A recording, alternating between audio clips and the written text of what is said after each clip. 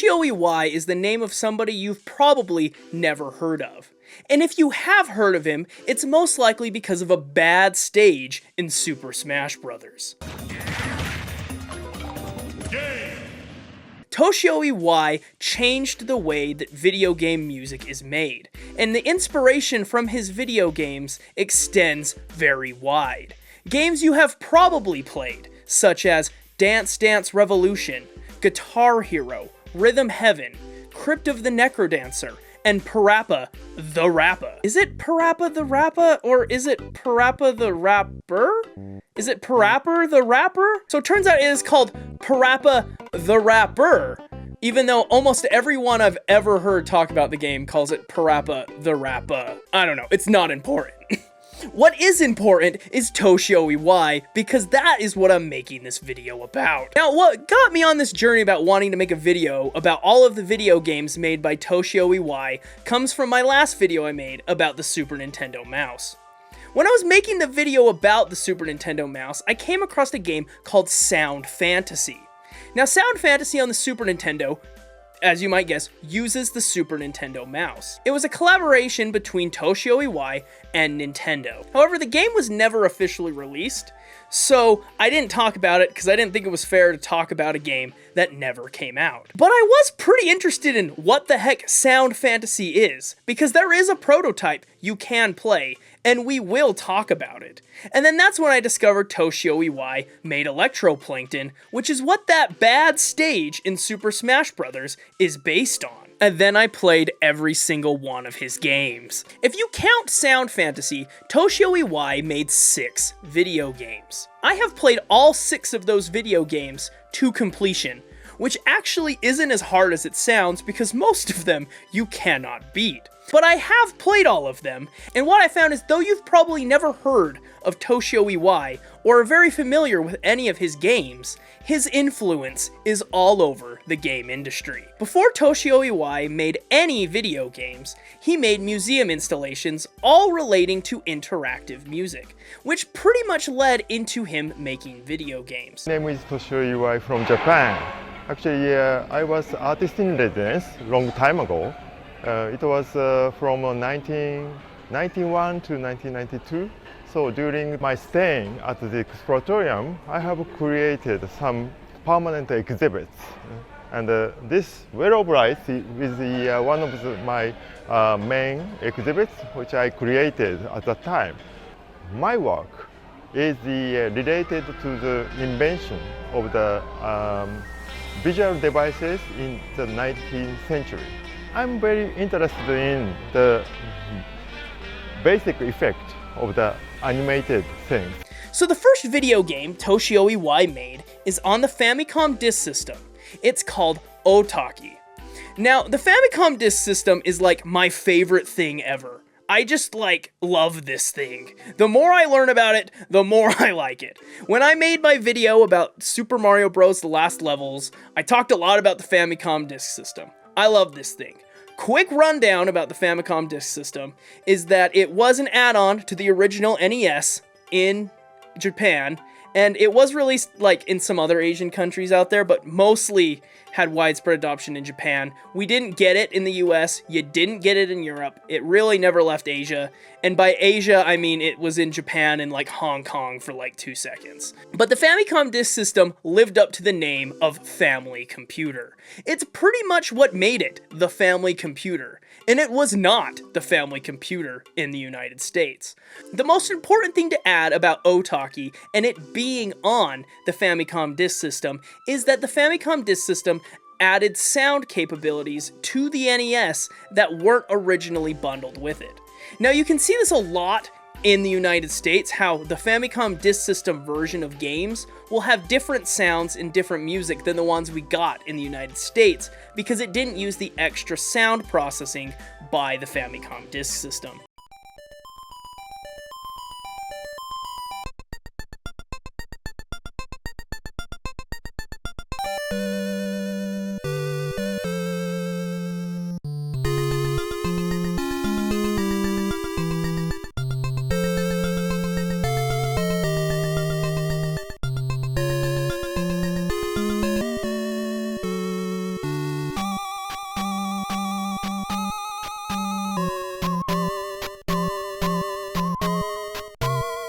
So Otocky probably could have worked somehow on a stock NES, but it needed the Famicom disk system to do what it was doing. And so what Otocky is it's a spaceship shooter, it's a shoot 'em up, maybe a play 'em up, because every time you shoot, you make music.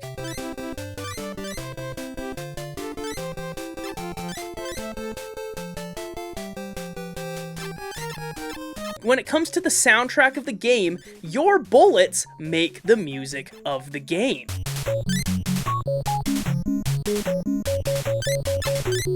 And the whole point of the game is based around music. You have to collect music notes. The only way to collect these music notes is to shoot them with your fist, a gun. I'm not 100% sure what that is or what the heck you are, but Otocky is a game about making music and shooting guys. Now, the game kind of controls like hot garbage. It is very difficult toward the end, and the boss of every stage is a music note of some kind. Now, the only way to beat a level of Otocky is not to just make it to the end of the screen. Each level is a continuous loop, and how you beat the level is by collecting all of the music notes in the stage.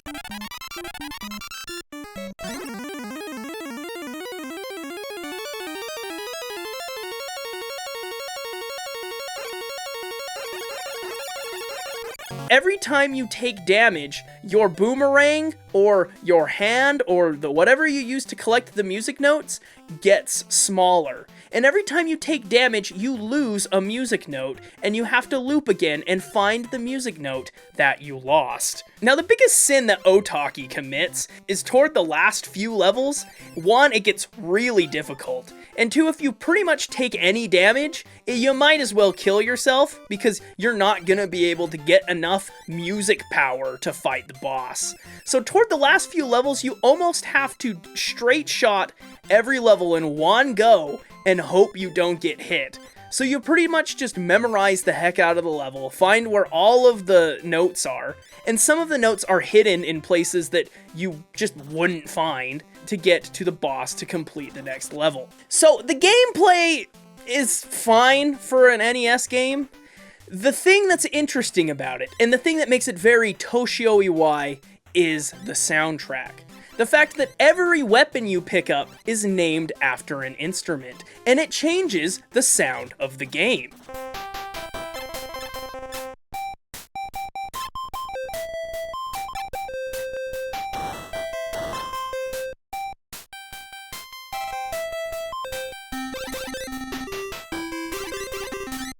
And to add on top of that, in 1987, after beating a few of the levels, you unlock a music composing app. In this mode, you can play the game and compose and save the music you have made while flying around. They give you like 6 audio tracks and a bunch of sliders that you can make your own songs and then save them to a Famicom Disk System disc. In 1987, you could make music on the Famicom Disk System.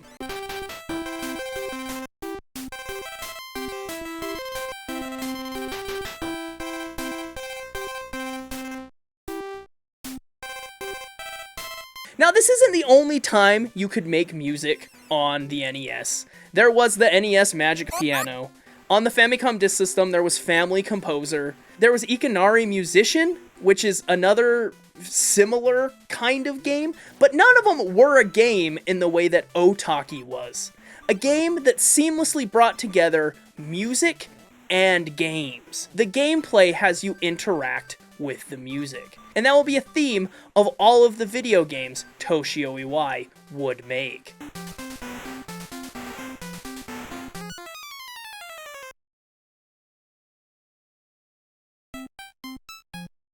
Between Otocky in 1987 and Sound Fantasy in 1994, Toshio Iwai would go on to make a music exhibition in a museum in San Francisco. This installation was called Music Insects. Now, what Music Insects had you do was have you draw on a blank canvas using a trackball of some kind, and as you drew, bugs or insects would go across the screen and make music. Now, the reason I bring this up is somebody at Nintendo must have seen this or known something about music insects and was fascinated with it that Toshio Iwai and Nintendo got to work together to make a game called Sound Fantasy on Super Nintendo, which is exactly that. Making music with insects using the Super Nintendo mouse. Now, it seems that Gunpei Yokoi and Toshio Iwai must have had some kind of relationship, because they worked together with Nintendo to make Sound Fantasy. Now, there isn't that much to talk about with Sound Fantasy, because the game never came out, and Toshio Iwai has said that he doesn't know why the game never came out. However, it was featured in a lot of magazines. It was featured in EGM 1994. It was featured in a Nintendo, like, Coming Up Next magazine of 1994, of, like, games in 1994. It shows up in places, and we have a working prototype of Sound Fantasy that you can play right now. That's the footage you are seeing. And it's kind of broken up into 3 segments. The first segment is, like, an actual game, where you are like this bouncing fly on a pogo stick, and you bounce around, and it, just like Otocky, you make music as you bounce around.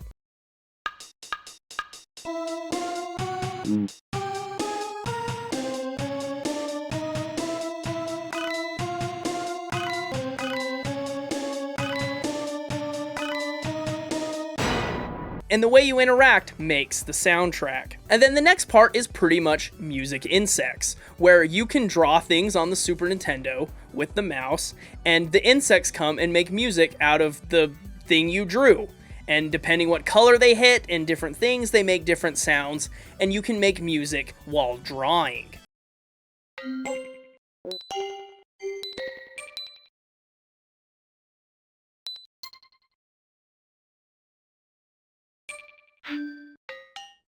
And then the third part, you play as like a fairy, and you click and sounds happen. It feels really prototypey, and I'm not 100% sure what it is. The game wasn't finished, so I don't really know what this part was.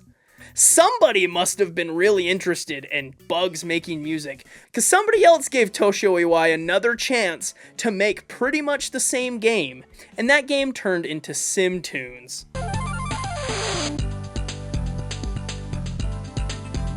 Now, SimTunes came out 2 years after Sound Fantasy was supposed to come out in 1996, exclusively for Windows PC. Now, SimTunes is definitely something. I'm honestly not sure how you're supposed to be good at SimTunes.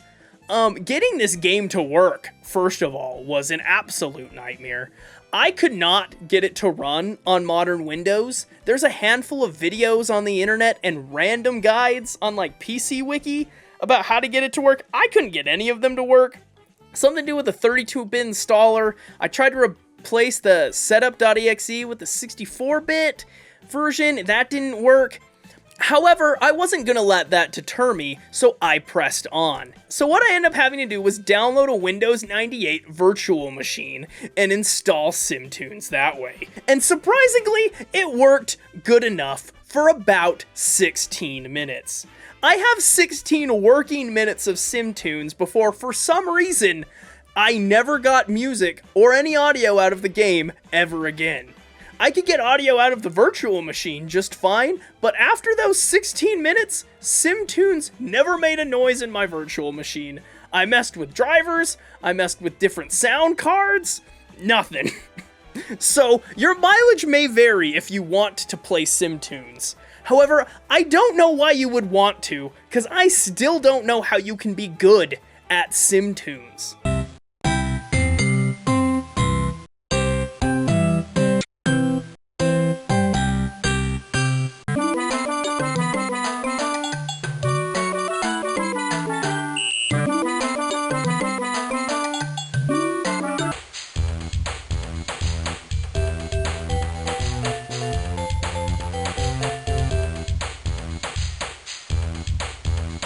So, SimTunes is a more flushed out version of Sound Fantasy.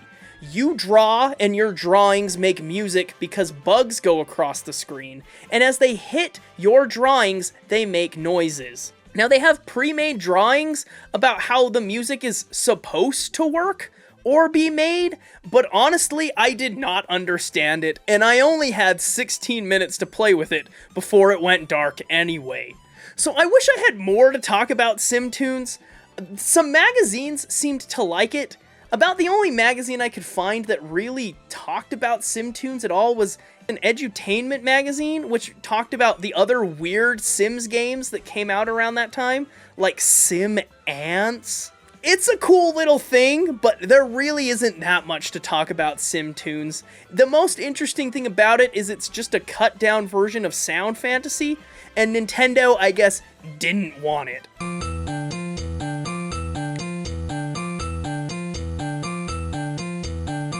Which brings us to 1997. He teamed up with Ryuichi Sakamoto, most known for being in the Yellow Magic Orchestra, which pretty much the Yellow Magic Orchestra is what inspired what most game music sounded like in the 80s.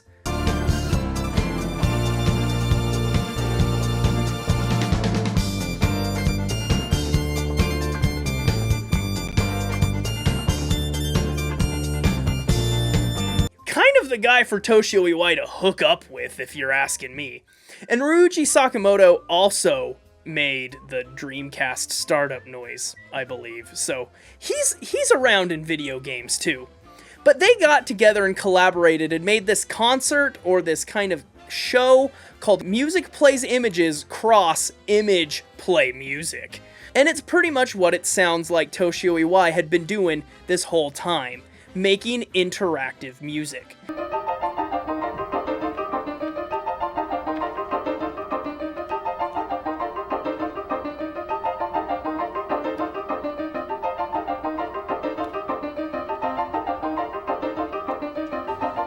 And so, most of the show was Ryuji Sakamoto playing the piano, and weird effects and computer graphics would happen that would interact with the music in different ways in a fun little show.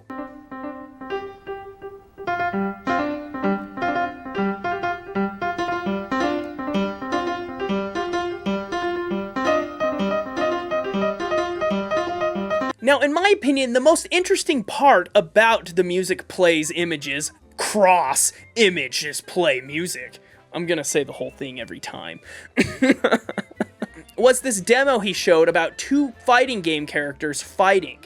And every time they fight, it makes different noises.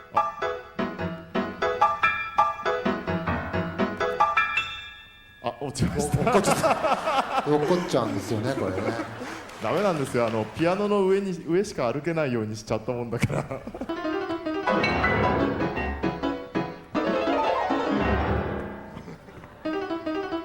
ちょっと待って待って。待ってくれ。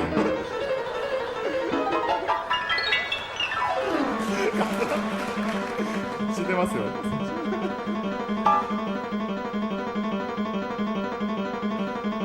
Now this moment right here, where you see characters fighting in a video game, and as they fight it makes music, that is the kind of experience Toshio Iwai was trying to make. And we can see that in so many video games today that have dynamic music. Games like Halo, Breath of the Wild, or any modern RPG game, not to mention games like Tetris Effect and Rez. And I mean, I think Tetris Effect might be one of the greatest games ever made. So, Toshio Iwai inspiring that game, I think that's pretty cool. And that's what I find so interesting about Toshio Iwai's legacy. He's not a common name people talk about, however, a lot of these ideas you can see are very forward-thinking, and a lot of games use them today. But in 1997, he was doing weird stuff. And I think that's pretty rad. Speaking of weird stuff, this is probably the weirdest stuff we gon' be talking about today. So in the year 2000, Toshio Iwai would release a video game called Bikkuri Mouse on the PlayStation 2. Now, Bikkuri Mouse on the PlayStation 2 is the very first PlayStation 2 game to use a USB mouse. So, I guess it's got that going for it, and Toshio Iwai wanted to make another paint game that makes music. Now, the best way I can describe this is Mario Paint for sickos.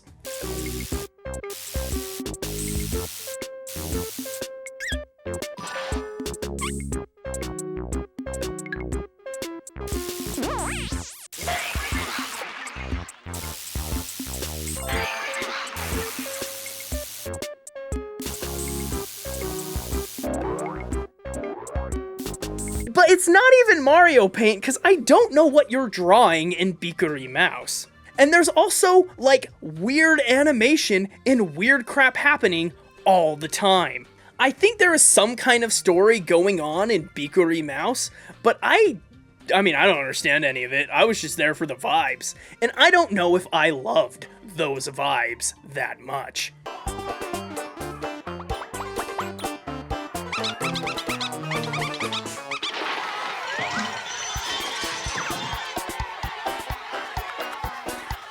But pretty much the essence of the game was just fun things you could do with a mouse on the PlayStation 2.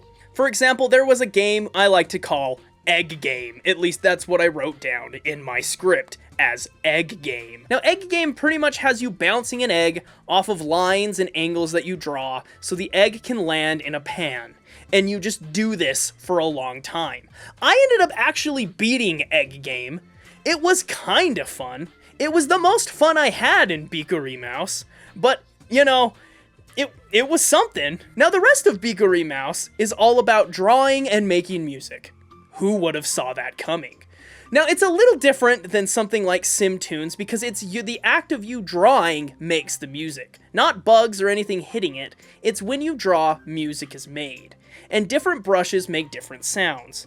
And you have many different canvases. You have, like, the original canvas. You have this calligraphy canvas. You have a techno canvas, and you have a rock concert canvas. Now, each one of these makes different sounds. And I guess if you wanted to draw, you could probably have fun with it. There's like secrets, like if you draw certain shapes and stuff, the game reacts to it different. But that's about it. I didn't really have that much fun. I wasn't even going to talk about Bikkuri Mouse when making this video, but then I thought it was really weird for me to skip one game. So there you go. And it's like high quality footage of Bikkuri Mouse, which I don't think it really exists on YouTube. So boom, we call that game preservation, baby. Making a difference.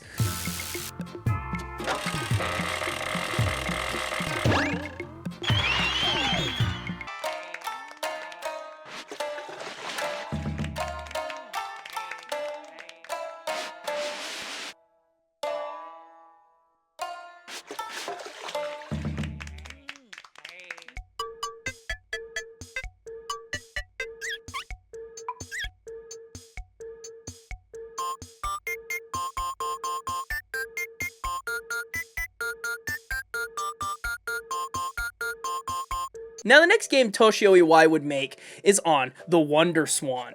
Now, I'm not going to get too deep in what the WonderSwan is. You can just think of it as Japanese exclusive Game Boy. And this isn't really even a video game. It's more just music making software. It was called Tenori-on. And apparently this is like one of the most expensive WonderSwan games. And it was like just recently backed up that you can even download it like on the internet. So shout out to that guy who spent hella bucks to get WonderSwan Tenori-on out there. So like, good for that guy. And pretty much how Tenori-on works is it's pretty much like a music looper. Tap buttons on the screen and it loops different sounds, and you can make different sounds by different buttons you hit. And while the WonderSwan version of the Tenori-on isn't that interesting, a few years later, Toshio Iwai would make a physical Tenori-on. And the physical Tenori-on is probably the thing that he is most famous for today.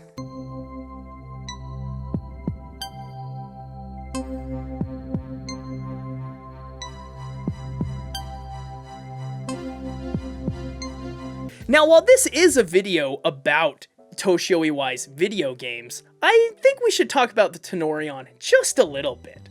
It was made by Toshiba, and it was a physical version of the game on the WonderSwan. Famous people such as Bjork, Hans Zimmer, and Ariana Grande all have used the Tenori-on. For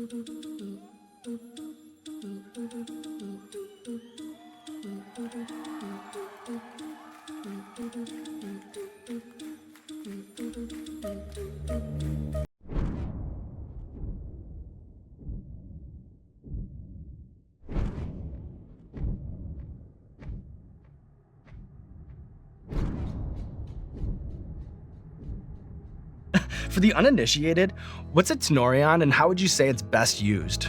Oh my god, you really do your homework.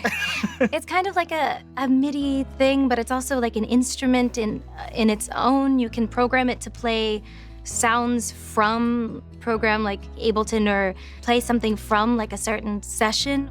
How did you think to ask that? That's so crazy. I haven't had one since I was younger, so I don't really know how it's evolved. But now it's time to talk about Toshio Iwai's magnum opus. The game that most people know him from, his probably most popular game, the one you might have heard of, and the one that gets referenced in Super Smash Bros. I guess Nintendo must have felt bad about what happened with SimTunes because they collaborated with Toshio Iwai one more time with a game on the Nintendo DS called Electroplankton.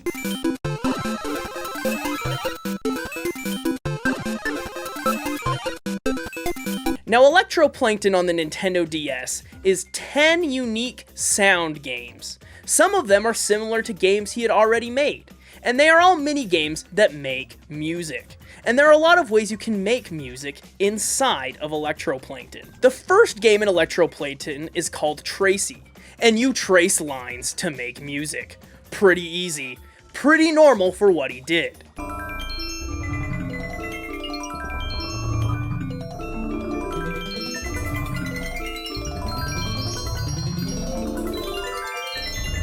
The second one is Hanebo, which is the one that Super Smash Bros. Is based on. You pretty much shoot a ball at leaves, it makes music. Pretty simple. Shooting balls at leaves. Let's go.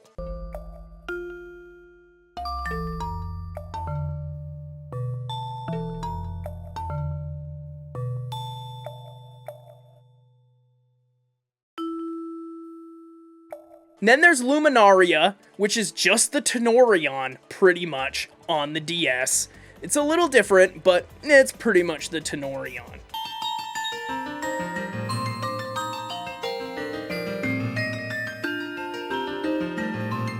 Sun Animalcule, which is I didn't understand this one. You place eggs and lights and it makes noises. I don't really understand this one, but it makes noises somehow.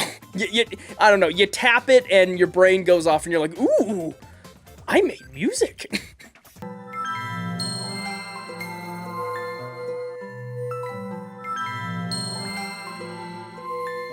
The second one is just called Rec, which is record, which is where you get to record sounds using the microphone on the DS.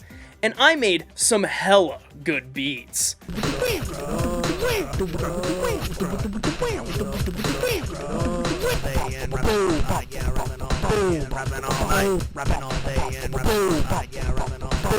Nanocarp is the next one.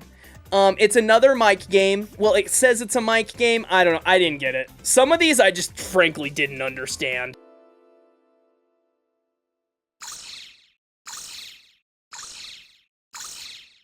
The next one is Lumi Loop, which is pretty much spin to win. You spin some things around, they loop. It's a ton of fun, and you spin and it makes noises. I don't know, I kind of had fun with it with the pen, just spinning the pen around. It made good music. It was good vibes.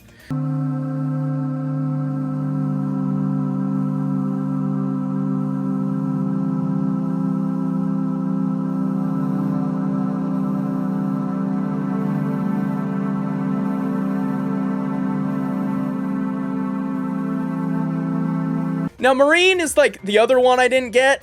It's snowflakes. You tap on the screen, stuff happens. Cool.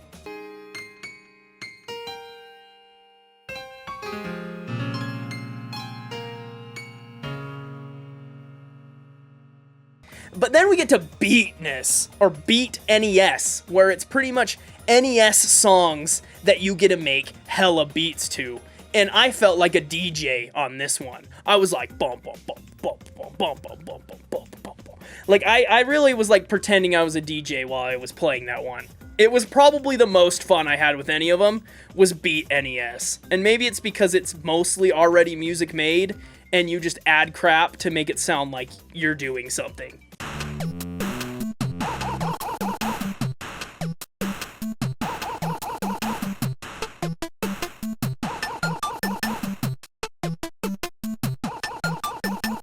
And then Vol's voice is the next one, which I'm pretty sure is a Zelda enemy. Oh, that's Pole's voice. Never mind. But anyway, Vol's voice is another mic. It's like a mic changer. And so I went through all of them using the target phrase, "The fish was delish, and it made quite a dish." The fish was delish, and it made quite a dish. The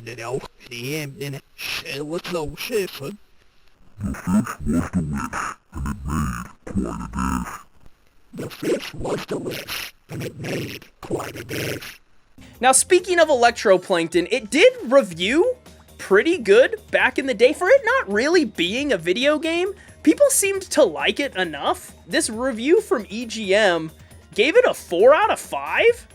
And pretty much it sums up what I was kind of thinking, is the game is just unlike anything you've ever seen before in your life. And it does activate something in your brain that you're like, ooh, cool music and cool lights. It's kind of like this, like you're a baby and you're like, ooh, you put your baby in front of Coco Melon. That's pretty much what Electroplankton is. Now, the funniest thing about Electroplankton that I could find, and I think this is just hilarious, there is like this official PlayStation magazine that mentioned Electroplankton. I just kind of looked up Electroplankton in a bunch of game magazines, and this one came up, and I thought it was hilarious because it specifically calls out games like low-budget non-games such as Electroplankton by Toshio Iwai, and games like Nintendogs are the reason that the PSP is losing to Nintendo, and how Sony is doomed because of games like Electroplankton. And there's other DS software, like there's the Korg stuff, the actual like sequencer keyboards and music makers on the DS that are really cool. And there are definitely videos of people, what I like to call Toshio Iwai maxing, where they're playing music on Electroplankton and then the Tenori-on and other things on the DS.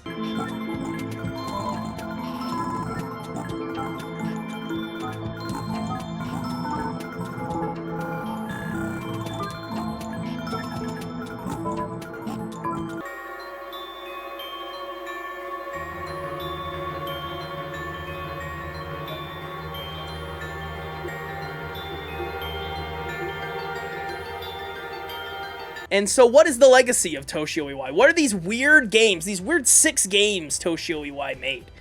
And I've been thinking about it, like, what is the legacy? Because none of them are necessarily critically acclaimed masterpieces. None of them are really even feel like complete games, if I'm being honest. But yet I find them really cool and interesting, and I'm glad I played all of them. But I think it just showed that, you know, you can just make whatever the heck you want, and somebody might pay you for it. And he found a way to do it. He found a way to make what he liked, which was weird interactive music, and get paid for it. And while digging around for this video, I found in this Japanese forum this story about somebody reminiscing about Otocky and them playing it as a kid. And so this is machine translated, but I found it to be a cute little story. And I thought I'd read it for you. I was obsessed with the composition function, so I begged my mother to buy it for me, but I couldn't get to the composition function unless I cleared the 6th level, so I desperately tried to clear the 6th level. Then my brother and I became obsessed with the composition function. Although it was simple, with 4 parts and 4 bars of drums, I was so absorbed that I forgot about the 7th level and beyond. However, thanks to this game, I discovered the fun of tinkering with sounds, and I am still posting songs on a website. P.S. In the end, after many twists and turns, I cleared all 3 save data. Thank you, Otocky. I think that is the legacy of Toshio Iwai, is people who played these games learned how to have fun with music, which I think is the point. And I had a lot of fun making bad music, and I can tell you, the music I made sucked. However, I think that's kind of the point, because unless you're Toshio Iwai maxing, you're not probably gonna make anything good. But does that matter? Probably not. Is this video any good? I have no idea, but I'm making it. That's right, I'm making it, baby. But anyway, thank you so much for watching. This is kind of something different that I am making. We'll see how it does, but I'll see you in the next one. Bye-bye.